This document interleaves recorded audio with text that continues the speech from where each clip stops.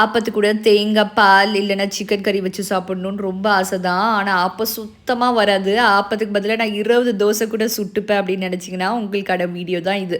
இந்த அளவுக்கு ஈஸியாகவும் சில டிப்ஸ் அண்ட் ட்ரிக்ஸ் ஃபாலோ பண்ணி இதே மெத்தடில் நீங்கள் வீட்டில் மிக்சியில் கொஞ்சமாக பண்ணாலே சூப்பராக வரும். இப்போ தான் ஃபர்ஸ்ட் டைம் நம்ம சேனலுக்கு வரீங்க அப்படின்னா சப்ஸ்கிரைப் பண்ணிக்கோங்க. இந்த வீடியோ பிடிச்சா ஒரு லைக் பட்டனை தட்டி விடுங்க. இதுக்கு ஒரு பாத்திரத்தில் பச்சரிசி ஒரு ஆளாக்குக்கு ஃபுல்லாக எடுத்துக்கணும். பச்சரிசி சேர்த்துக்கலாம். 1 டேபிள் ஸ்பூன் அளவுக்கு வெந்தயம், ஒரு கை நிறைய உளுத்தம் பருப்பு, நல்ல தண்ணி ஊற்றி நல்லா ஒருக்க கழுவி எடுத்துக்கணும். இன்றைக்குமே பருப்பு வகை அரிசி வகைலாம் நல்லா தேய்ச்சி விட்டு கழுவுனீங்க அப்படின்னா நல்லா சீக்கிரமே உங்களுக்கு தண்ணி நல்லா கலராக வந்துடும், ஈஸியாக இருக்கும். இப்போ இதை மாதிரி நல்லா அலசி விட்டுட்டு நல்ல தண்ணி சேர்த்துட்டு குறைஞ்சது 2லேருந்து 3 மணி நேரமாவது ஊறணும். இன்றைக்கி எப்பயும் சனிக்கிழமை வீட்டில் மாவாடுறனால இந்த மாதிரி ஆட்டிகிட்ருக்காங்க. இது முடித்தோடனே அதே கிரைண்டரில் டைரெக்டாக நம்ம ஆப்ப மாவை ஆட்ட போகிறோம். 3 மணி நேரம் கழித்து அரிசி இந்த மாதிரி நல்லா பொலன்னு பார்த்தீங்கன்னா தெரியும், நல்லா மலர்ந்து வந்திருக்கும், ஊறி இருக்கும். இருக்கட்டும், இது கூட முக்கியமான இன்க்ரீடியண்ட்டே இந்த சாப்பாட்டு அரிசி தான். முந்தின நாள் நம்ம வடித்த சாப்பாடு இருக்கு இல்லையா, அது முன்னாடியே ஒரு பவுல் நிறைய எடுத்து வச்சுருங்க. மறுநாள் நீங்கள் ஆப்பா ஆட்ட போகிறீங்கன்னா தேவைப்படும். இப்போ இட்லி மாவு ஆட்டின இதிலே கிரைண்டரில் நான் டைரெக்டாக இந்த தண்ணி வடித்து சேர்த்துக்கிறேன். இதே மாதிரி ஊர்ன அரிசி எல்லாத்தையுமே சேர்த்துட்டு தண்ணி தேவைப்படும் போது அப்பப்போ தண்ணி விட்டுக்கலாம். ஃபஸ்ட்டு நிறைய என்றைக்குமே தண்ணி சேர்க்காதீங்க. நல்லா கம்ப்ளீட்டாக எல்லாத்தையும் சேர்த்துட்டு ஒரு 3லேருந்து 4 நிமிஷம் போல் நல்லா ஓடிட்ட பிறகு தண்ணி சேர்த்துக்கலாம். ஒரு 1/2 டம்ளர் அளவுக்கு தண்ணி சேர்த்துக்கோங்க. ஒரு கிரைண்டரு மோட்டரோட இதை பொறுத்து அது மாறுபடும்.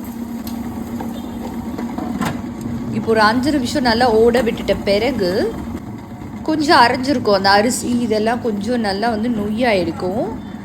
அதுக்கப்புறமா நம்ம இப்போ சாப்பாடை சேர்க்க போகிறோம். நம்ம சேர்த்துருக்க உளுந்து, வெந்தயம், அரிசி எல்லாம் கலந்து இந்த மாதிரி பதத்தில் அரைஞ்சிட்ட பிறகு தான் சாப்பாடு சேர்க்குறோம். இதெல்லாம் சேர்த்துட்டு இது ஒரு 10 நிமிஷம் இல்லைனா 15 நிமிஷம் நல்லா ஓடணும். அதாவது பிசுப்பான ஒரு கன்சிஸ்டன்சி வரும். அந்த பதத்துக்கு இருந்தால் கரெக்டாக இருக்கும். தண்ணி எந்த அளவுக்கு தேவையோ அந்த அளவுக்கு சேர்த்துட்டு நீங்கள் எடுக்கிற குவான்டிட்டியை பொறுத்து எல்லாமே மாறுபடும்.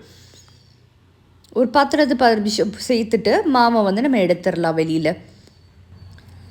பார்த்திங்கன்னா தெரியும், இந்த மாதிரி இருக்கிறோம். ரொம்ப ஸ்மூத்தாகவும் அரைக்கக்கூடாது, ரொம்ப நொய்யாகவும் இருக்கக்கூடாது. இந்த மாதிரி பிசுன்னு இருக்கிறோம் பச்சரிசிலையா, நல்லா இந்த மாதிரி ஸ்டிக்கியாக கரெக்டாக கையில் படணும், ஆனால் படக்கூடாது. ஒரு ஸ்மூத் டெக்ஸ்சரும் இருக்கக்கூடாது. இந்த மாதிரி பக்குவத்தில் நம்ம ஆட்டி எடுத்துக்கணும். இப்போ எப்பி போல் கிரைண்டரை நீங்கள் எப்படி க்ளீன் பண்ணுவீங்களோ அதே மாதிரி எல்லா மாவையும் கம்ப்ளீட்டாக நம்ம ஸ்க்ரேப் பண்ணி எடுத்துகிட்ட பிறகு நம்ம வச்சுக்கலாம். எந்த பாத்திரத்தில் மாவை கலெக்ட் பண்ணியிருக்கீங்களோ அதுலேயே நம்ம பொங்க விட்டுடலாம்.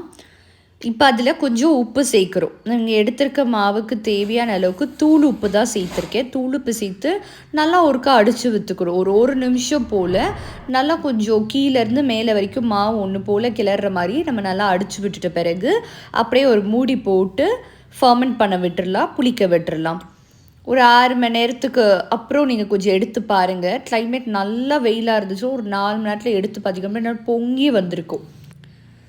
மாவு நீங்கள் திறந்து பார்க்கும்போது நல்ல உபரியாக வந்திருக்கும்.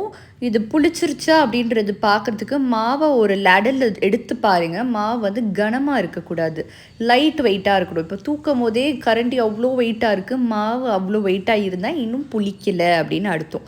இது இன்னும் கொஞ்சம் நேரம் விட்டால் நல்லா புளிச்சு வந்துடும். அதனால் 2 பாத்திரமாக மாற்றிக்கலாம். இதை இன்னொரு பாதி பாத்திரத்துக்கு வச்சிங்க அப்படின்னா இன்னொரு 2 மணி நேரத்தில் நல்லா ஃப்ளஃபியாக வந்திருக்கும்.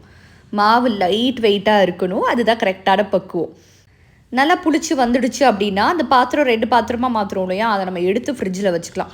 மறுநாள் நம்ம ஆப்பம் செய்யும் போது தான் அந்த ஒரு பாத்திரத்தை மட்டும் வெளியில் எடுத்துக்கிட்டு 1 டீஸ்பூன் அளவுக்கு ஆப்ப சோடா சேர்க்கணும். தேங்காய் உடைச்சி வர தேங்காய் தண்ணி இருக்கு இல்லையா, அதை நல்லா ஒரு குண்டு கரண்டி அளவுக்கு இதில் சேர்த்துக்க போகிறேன். ஒரு 1/2 கிலோ மாவு இருக்கும், இதுக்கு இந்த ரேஷியோவில் நான் சேர்த்துருக்கேன். தேங்காய் தண்ணி சேர்த்து நல்லா ஒரு கலந்து விட்டுக்கலாம். பச்சை தண்ணியை விட தேங்காய் தண்ணி சேர்த்திங்க அப்படின்னா கரெக்டாக இருக்கும், உங்களுக்கு நல்லா வரும் ஆப்பம். நீங்கள் ட்ரை பண்ணி பாருங்கள், டேஸ்ட்டும் நல்லா இருக்கும். அப்பப்போ தேவைப்படும்ல லேசாக தேங்காய் தண்ணி சேர்த்து அந்த பக்குவத்துக்கு கொண்டு வரணும். தோசை மாவு பதத்துலேயும் இருக்கக்கூடாது, ரொம்ப தண்ணியாக வாட்டரி கன்சிஸ்டன்சிலையும் இருக்கக்கூடாது. பார்த்தீங்கன்னா தெரியும், கரெக்டாக தோசை மாவு பதத்தோட கொஞ்சம் லேசாக தண்ணியாக இருந்தால் கரெக்டாக இருக்கும் நமக்கு. அப்போது நல்லா ஒரு கல்லை வந்து சீசன் பண்ணிக்கலாம், லேசாக எண்ணெய் ஸ்ப்ரெட் பண்ணிக்கலாம். முக்கியமாக ஆப்பத்தை ஊற்றும் போது ஹை ஃப்ளேமில் தான் வைக்கணும். அடுப்பு அதிகமாக வச்சு தான் நீங்கள் ஆப்பத்தை ஊற்றணும். அப்போ தான் நமக்கு அந்த ஓரங்கள்லாம் நல்லா முறுமுறுணும், உள்ளே அப்படியே பஞ்சு போல் ப்ளஃபியாக வரதுக்கு டெம்பரேச்சர் ரொம்ப முக்கியம். அதனால் அடுப்போட அந்த டெம்பரேச்சர் ரொம்ப முக்கியம். நல்லா ஹை ஃப்ளேமில் வச்சுட்டு நல்லா ஒரு 1.5 கரண்டி இறக்குங்க. ஆப்பச்சட்டி சைஸை பொறுத்து அதுக்கு தேவையான அளவுக்கு மாவு எடுத்து நல்லா சுற்றி விட்டு ஹை ஃப்ளேமில் வச்சு மூடி போட்டுடலாம். அப்பப்போ வெந்துருச்சான்னு திறந்தெல்லாம் பார்க்க வேண்டாம். ஒரு குறைஞ்சது ஒரு 2 நிமிஷம் இல்லை 3 நிமிஷம் நீங்கள் அப்படியே ஹை ஃப்ளேமில் விட்டிங்கனாலே கரெக்டாக இருக்கும். அதுக்கப்புறம் தான் நீங்கள் திறந்து பார்க்கும்போது கரெக்டாக வந்திருக்கும். அது ஓரெல்லாம் ப்ரௌனாகவும் உள்ளே அப்படியே முட்டையாக விட்டு அவ்வளோ சூப்பராக இருக்கும், அவ்வளோ மணமாக கூட இருக்கும். அப்போது ஃபஸ்ட்டு ஓரத்தில் ஒரு சின்ன கரண்டி இல்லை மரக்குச்சி பயன்படுத்தலாம், இல்லை ஆப்பச்சட்டி கொடுக்கும்போது ஒரு கரண்டி கொடுத்துருப்பாங்க. அதை யூஸ் பண்ணி எட்ஜஸ் எல்லாம் எடுத்து விட்டுட்ட பிறகு அப்படி நடுவில் விட்டு இப்படி தூக்குனீங்க அப்படின்னா அழகாக நமக்கு அந்த பாத்திரத்தை விட்டு வெளியில் வந்துடும். இந்த மாதிரி பக்குவம் தான், அவ்வளோதான், சிம்பிள். ஆப்பை செய்கிறது இவ்வளோ சிம்பிளாக அப்படின்றது தெரிஞ்சிருப்பீங்க. இந்த சின்ன டிப்ஸ் அண்ட் ட்ரிக்ஸை மட்டும் ஃபாலோ பண்ணி ட்ரை பண்ணுங்கள். இந்த வீடியோ உங்களுக்கு யூஸ்ஃபுல்லாக இருந்துச்சுன்னு ஃபீல் பண்ணிங்க அப்படின்னா மறக்காமல் ஒரு லைக் பண்ணிக்கோங்க, சேனலை சப்ஸ்கிரைப் பண்ணிக்கோங்க. அப்போ தான் அடுத்தடுத்து இந்த மாதிரி இன்ட்ரெஸ்டிங்கான வீடியோஸை நீங்கள் பார்க்கலாம். தேங்க்யூ.